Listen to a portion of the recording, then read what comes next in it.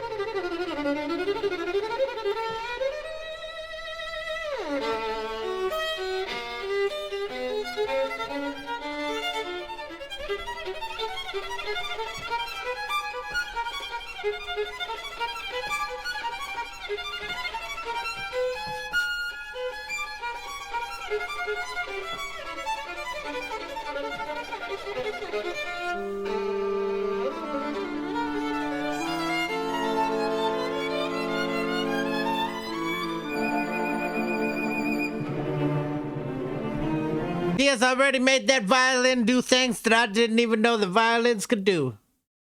Just absolutely. You know that it's in the hands of a master right there. Good God.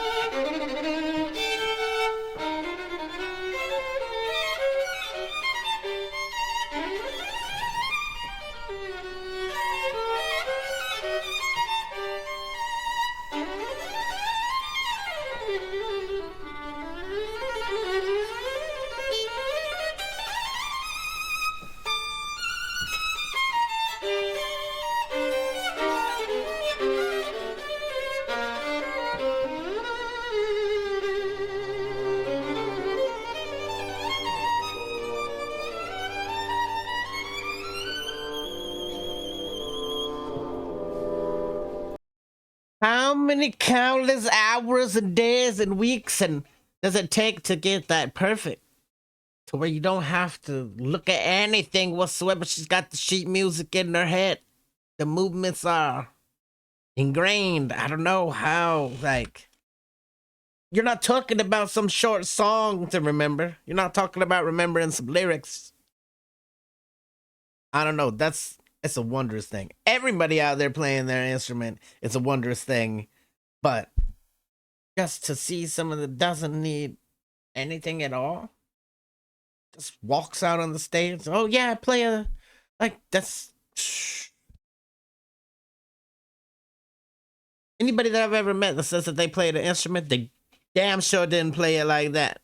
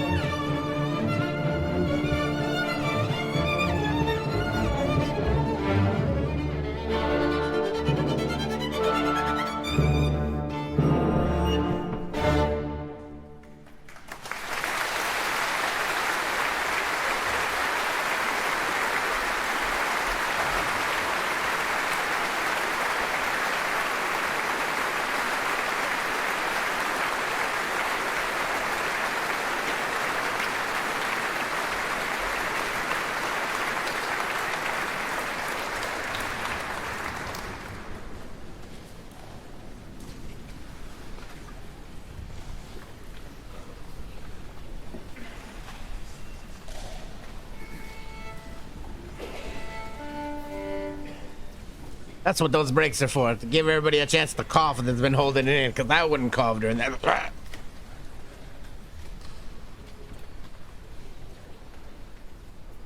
It's spectacular.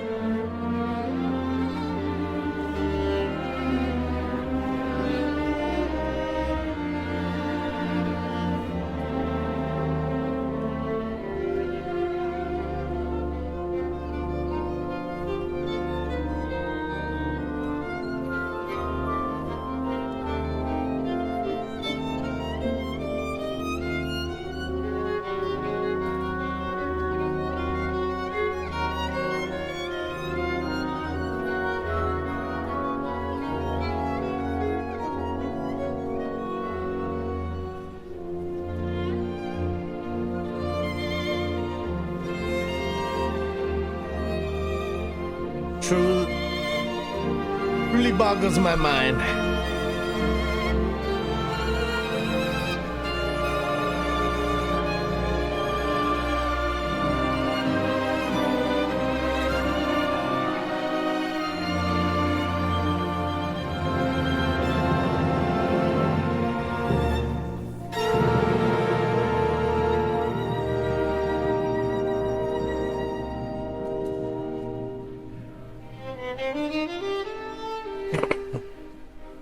Oh no, I coughed.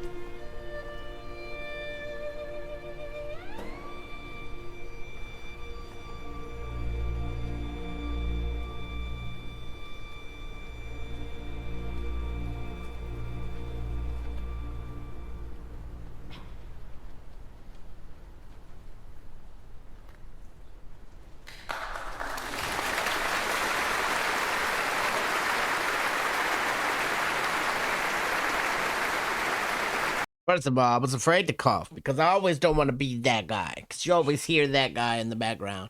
Secondly, if I were to close my eyes to this, I would not be here with you anymore. You could go ahead and count me out because it is beautiful and calming. My heart rate is probably a 48 right now because it's just so... It makes you melt into your chair. There are certain parts of it where you do kind of feel yourself start to get choked up. You start getting some tears. I don't know why it makes you feel that way. Maybe it's just the beauty of it all because it's something that your ears don't hear all the time. And phenomenal artists up there doing their thing with their instruments. A fantastic orchestra. But I don't know. I'm drawn into it. I want to hear it again and again.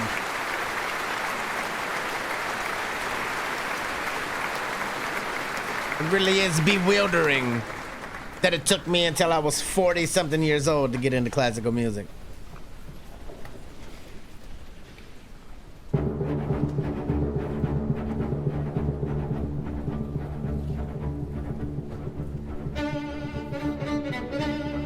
Hey, that got a change of heart.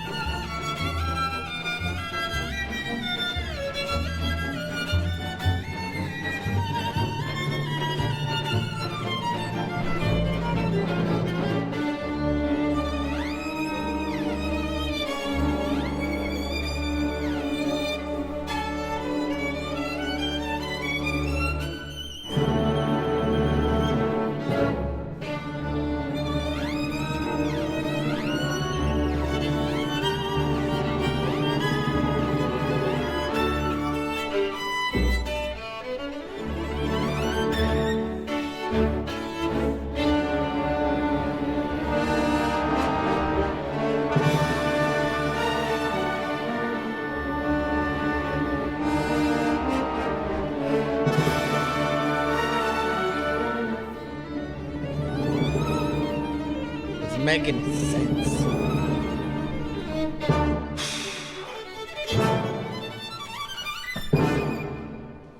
It doesn't make any sense whatsoever. Not her playing, not their playing, it doesn't make any sense why I'm over here with tears falling by my eyes when I'm not even sad. Like, I'm not really feeling anything but comfortable right now, but it damn moves you for some reason. I gotta keep wiping my damn eyes. It's magical music. That's what it is. It makes. Lisa Batiashvili playing the Sibelius Violin Concerto. Zachary Oromo conducting the BBC Symphony Orchestra. You've got Yusufovich, the orchestra's leader.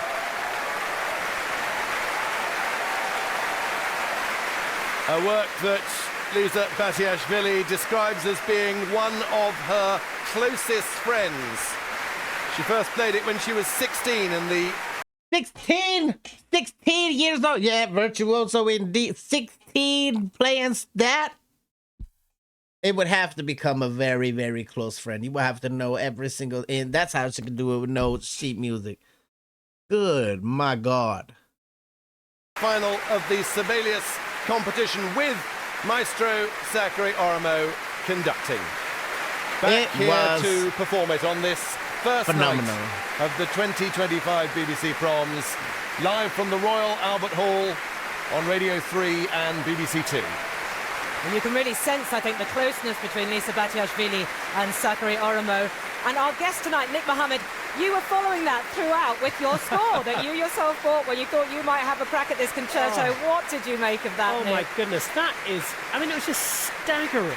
I mean, that final movement in particular, it was almost like Sibelius' celebration of the violin, right? It is absolutely phenomenal. And Lisa just, I mean, you can hear it. What a staggering performance that was. And also, I had no idea. So she first played that when she was 16. 16. That's a joke, isn't it? It has to be a joke. Sure. It has to be a joke. I thought it was interesting that she's commented Lord, who are you? that last movement, which is so tricksy. Yeah. She said it shouldn't sound technical. And I thought that's interesting because I think she's an understated player, Lisa Batiashvili. Completely. You definitely saw that in her poise. I mean, actually, she almost stays quite still. And yet, you know, all the finger flicking and everything involved, it's phenomenal. I mean, that was a staggering performance. She made her Proms debut playing the Beethoven Violin Concerto when she was 21. She was a Radio 3 New Generation artist, a scheme we're very proud of at Radio 3. It's been running for 25 years now. At any one time, 12 brilliant young musicians from the UK and around the world on it, broadcasting on Radio 3, appearing at Wigmore Hall, and getting to make their debut here at the BBC Proms. It's a fabulous way of spotting new talent. It is, and you can hear how much the Prommers love her as well.